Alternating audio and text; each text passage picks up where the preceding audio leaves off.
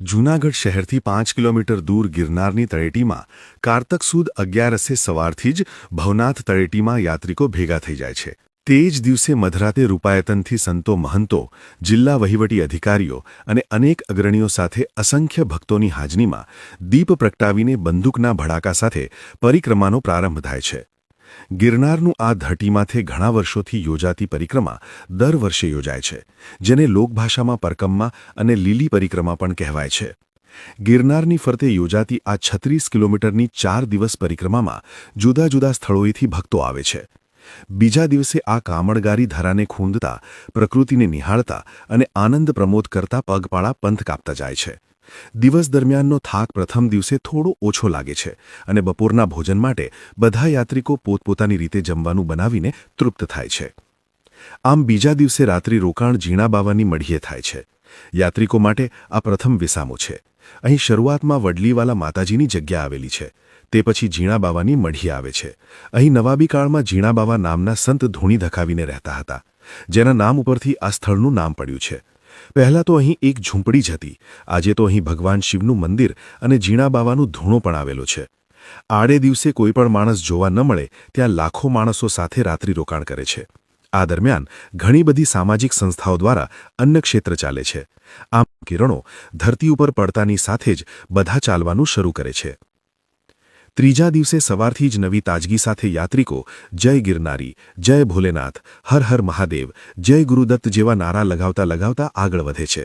બપોરનો સમય થતાં યાત્રિકો સાથે લાવેલો નાસ્તો કરે છે અથવા તો રસોઈ બનાવે છે અને સાંજ પડતાં જ જંગલના ગીચ ઝાડી હોવા છતાં ગમે ત્યાં જગ્યા મેળવીને પડાવ નાખે છે। આમ ત્રીજા દિવસનું રાત્રિ રોકાણ માળવેલા થાય છે। આ સ્થળ ગિરનારના જંગલના મધ્યમાં આવેલું અતિ રમણીય છે। અહીં ખૂબ જ ઊંચી વેલો થાય છે, જ્યાં દિવસના સૂર્યના કિરણો પણ પહોંચી શકતા નથી અને તેથી જ તેનું નામ માળવેલા પડ્યું છે। જ્યાં પણ રાત્રે ભજનીકો દ્વારા ભજન અને રાસ મંડળીની જમાવટ થાય છે। આમ યાત્રિકો પોતાનો થાક ભક્તિમય અને કુદરતી સૌંદર્યથી ભરપૂર જગ્યાએ ઉતારે છે। આમ 14ની સવારે બધા ત્યાંથી ચાલવાનું શરૂ કરે છે। ચોથા દિવસે સવારે યાત્રિકોની વણઝાર માળવેલાથી નીકળીને ગિરનારની પૂર્વમાં થઈને દક્ષિણ તરફ વળે છે અને ધીરે ધીરે ચાલતા વિસામો લેતા આગળ વધે છે।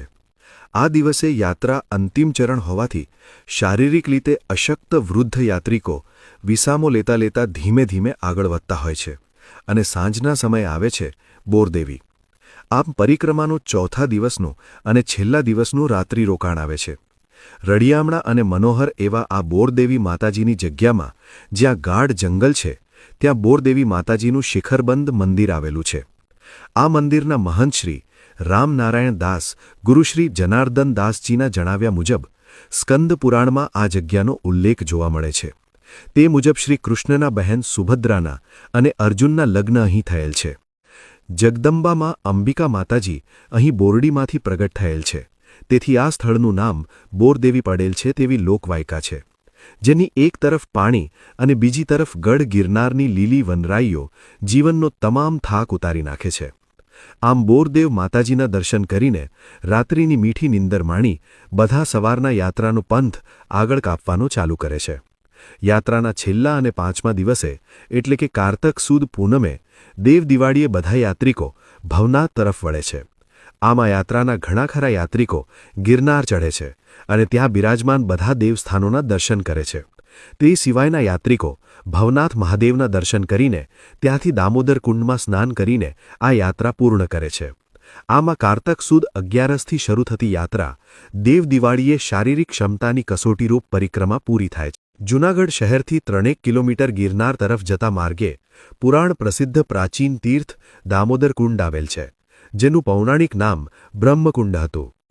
ત્યાં બ્રહ્માએ યજ્ઞ કર્યો હોવાથી આ તીર્થને પ્રાચીન કાળમાં બ્રહ્મકુંડ તરીકે ઓળખવામાં આવતું।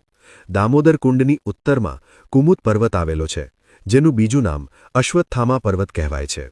7 ચિરંજીવમાંના એક અશ્વત્થામા પ્રતિદિન પ્રાતઃકાળે બ્રહ્મ મુહૂર્તમાં સંધ્યા વંદન કરવા આ તીર્થમાં આવે છે તેવી મુમુક્ષુઓની અનુભૂતિ છે।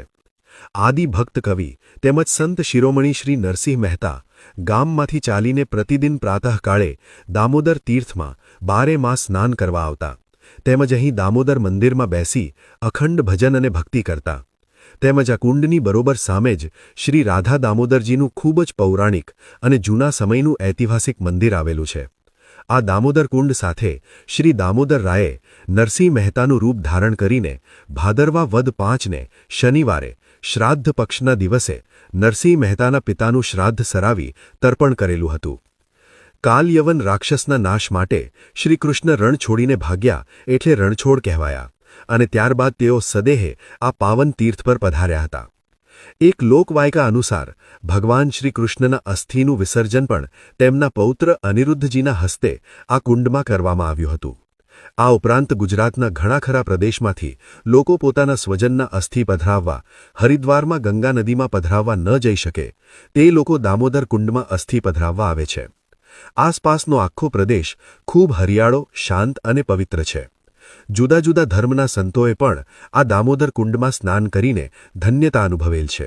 જેમાં કવિ શ્રી નરસિંહ મહેતા, સ્વામિનારાયણ સંપ્રદાયના આદ્ય સ્થાપક શ્રી સ્વામિનારાયણ ભગવાન એટલે કે સહજાનંદ સ્વામી કે શ્રીજી મહારાજ કે જેઓએ પોતાના સ્વમુખેથી શ્રી ભગવાન દામોદરજીને શ્રીમદ ભાગવત સપ્તાહ સંભળાવેલ હતી. વીરપુરના સંત શ્રી જલારામ બાપા, સતાધારના સંત શ્રી આપા ગીગા તેમજ સંત શ્રી વેલાનથજી વગેરે સંતોએ આ કુંડમાં સ્નાન કરેલ છે.